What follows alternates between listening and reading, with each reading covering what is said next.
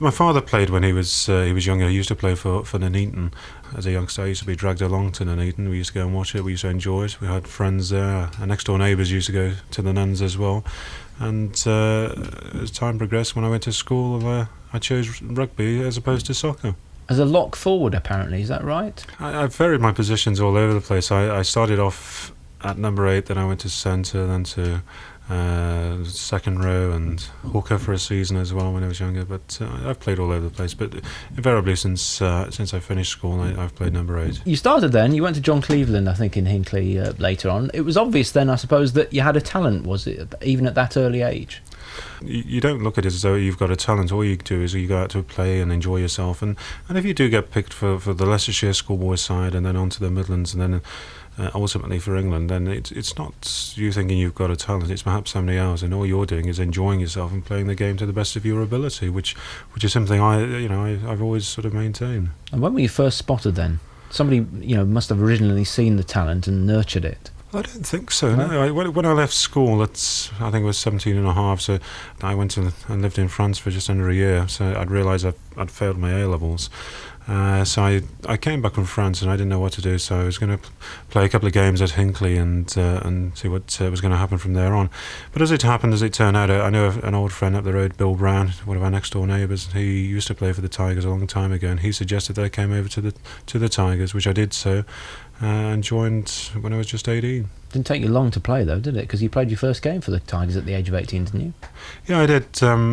When I came back from France, I think it was February, March time, and I played 3 games for the third team, 2 for the extras, and then I made my debut versus Neath away. There are links, I suppose, both with the police force and the Tigers with the likes of Steve Johnson, but was there anybody you looked up to at the time when you first played? I think the likes of Steve Johnson was somebody that I looked up to. He was somebody who was making a career out of what he was doing within the police, and also he was an exceptionally good rugby player. And with me joining the police the year after, or that later on that year, he was something I wouldn't say I modelled myself on, because I don't think anybody could model themselves on Steve Johnson.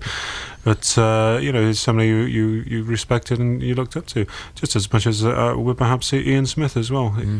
Dosser is one of the types of people who knew the game inside out, was very well respected, and who I played with for a long, long time after that. Great motivator as well, wasn't he? And still is. Oh, he's a great motivator. He's one of these people who, when the boys talk about him, they say that once you've heard one of his team talks, you're prepared to go out and die for your club, let alone your country and whatever. Now, what about with the backs then? Because some of the great backs players were playing at the time when you first joined the clubs.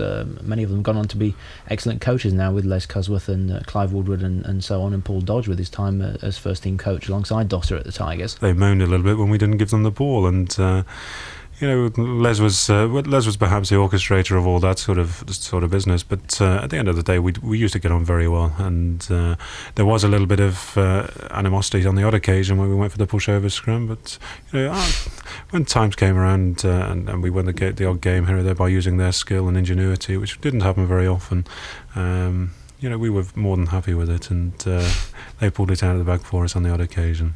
Les wouldn't argue with you for long, because he probably only comes up to your kneecap, doesn't he?